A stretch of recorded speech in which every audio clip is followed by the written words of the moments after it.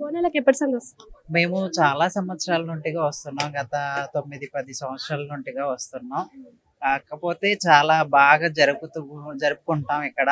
అమ్మవారి సత్యం, ఆమె నిదర్శన, పేరు ప్రతిష్ట ఉంది కాబట్టి ఇంకా గవర్నమెంట్ కూడా ఇంకా డెవలప్మెంట్ చేస్తే బాగుంటది. ముఖ్యంగా జోగినీలకు, శివశక్తులకు ఇంపార్టెన్స్ ఇవ్వాల్సిందిగా కోరుతుంటామండి. చాలా ధన్యవాదాలు. ఇంకా అంటే ఇప్పుడు మనకి మీరు మొదటిసారి చూసిన దానికి ఇప్పటికి మార్పులు చేరుతూనే ఉన్నాయి. సో మార్పుల్లో మీరు గమనించింది ఏంటి? చాలా అంటే అమ్మవారిని అలంకరణలో బాగుంది, ఎవరిని ఇబ్బంది లేకుండా. అంతకుముందు బాగా ఇబ్బందిగా ఉండేది. చీరలు కట్టుకున్న వాళ్ళు కానీ వాళ్ళు కానీ సింపుల్ గా చూసేవాళ్ళు. ఇప్పుడైతే అసలు ఎవరిని ఇబ్బంది పెట్టలేదు. మీకు ఏం కావాలి, ఇట్లా వెళ్ళండి అట్లా వెళ్ళండి అని చెప్తున్నారు.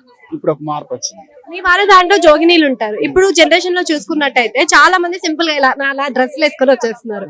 అసలు బోనం ఎత్తే వాళ్ళైనా బోనాలకు వచ్చే వాళ్ళైనా ఏ విధంగా ఎలా తయారై రావాలి? సాంప్రదాయంగా రావడం మనకు సనాతన ధర్మం నుండి వచ్చింది కాబట్టి సాంప్రదాయంగా నడుచుకోవడం చాలా పద్ధతి.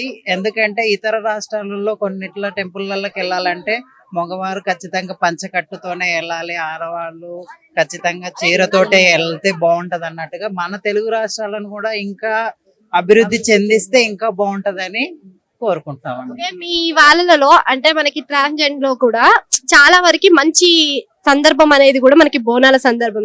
ఇందులో కూడా చాలా మంది జోగినీలు కనిపిస్తూ ఉంటారు, శివశక్తులు కనిపిస్తూ ఉంటారు. అలాంటి సమయంలో మీకు ఎలా అనిపిస్తుంది? చాలా హ్యాపీగా ఫీల్ అవుతామండి. అందరం ఒకటే, శివశక్తులు జోగినీలు అందరూ ఒకటే. అందరూ మార్పులు ఏమి ఉండవు. అంటే ఇందులో మీకు మొదటి ప్రాధాన్యత ఇస్తారు. శివశక్తులు అనేది మొదట ప్రాధాన్యం ఇస్తారు. తర్వాత మా వాళ్ళైనా మేమైనా అందరం ఒకటే. సో బోనాలు చేసే విధానం మీకు తెలుసా?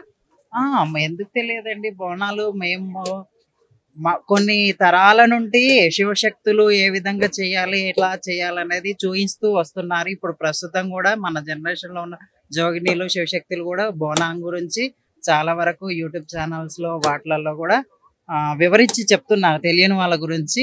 ఇంకా తెలియని వాళ్ళు కూడా తెలుసుకొని అమ్మవారికి ఆ బోనం అనేది సమర్పించుకుంటే వాళ్ళకు, వాళ్ళ ఫ్యామిలీకి ఆయురారోగ్యాలతో, అష్టైశ్వర్యాలతో వర్ధిల్లాలని అమ్మవారిని కోరుకుంటామని.